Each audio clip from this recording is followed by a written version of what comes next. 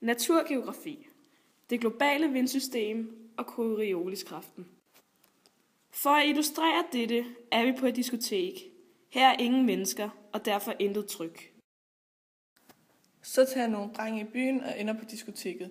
Der bliver varmt på diskoteket, når de danser.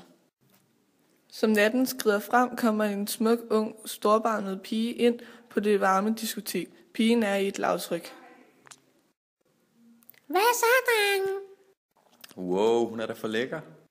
Drengene går ned for at prøve at score pigen. Hermed danser der et højtryk ved pigen, da der er flere mennesker. Så skabes der et lavtryk, hvor drengene dansede før.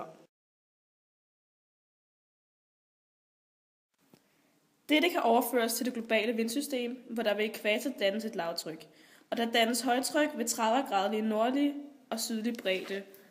Der dannes også højtryk over polerne. Som natten skrider hen, sætter der sig en natsværmer på diskokuglen. Det skal illustrere Corioliskraften, i det natsværmeren starter ved Nordpolen. Hvis den flyver lige ned mod Sydpolen, vil Corioliskraften tvinge den mod højre, i det diskokuglen drejer rundt.